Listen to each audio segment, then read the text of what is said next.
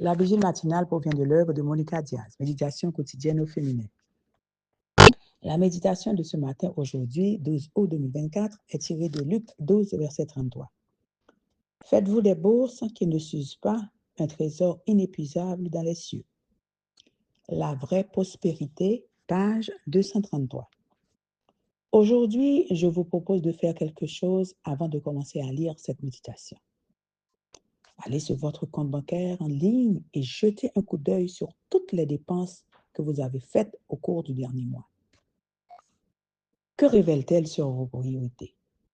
Sont-elles en accord avec une vie convertie de quelqu'un qui aspire à étancher la soif de l'âme et à être vertueuse dans tous les sens du terme?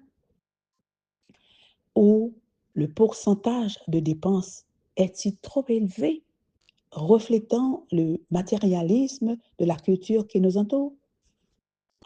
Par exemple, analysez la trace laissée sur votre relevé bancaire par l'amour que vous portez à vos enfants et votre désir qu'ils deviennent de bonnes personnes.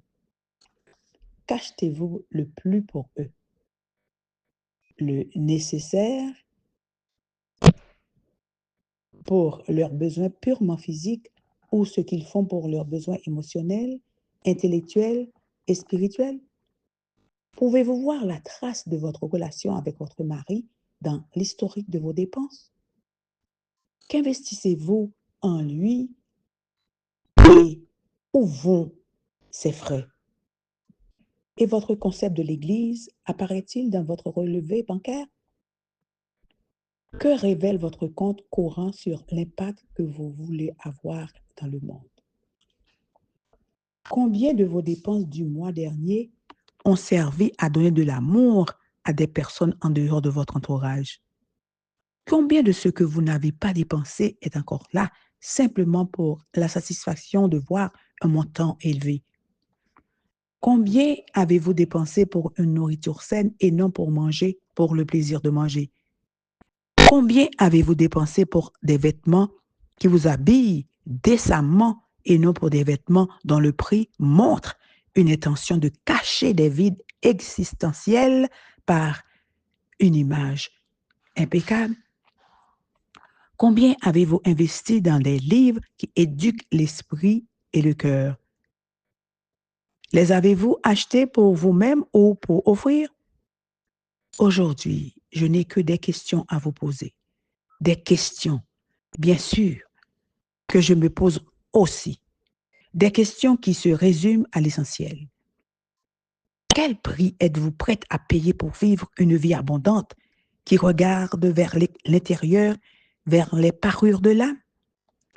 Si nous utilisons l'argent pour faire couler notre amour comme un torrent, nous nous sentirons vivants, dit Lynn Twist.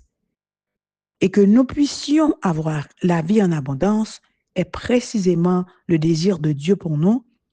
Nous devons simplement être clairs sur le type d'abondance dont nous parlons.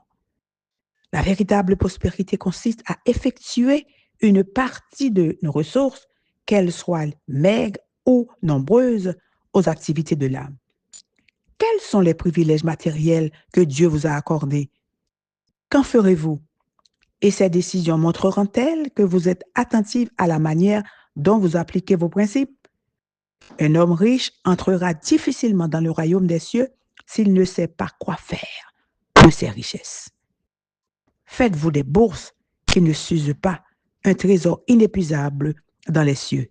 Amen, amen, amen. Que Dieu vous bénisse. Bonne journée.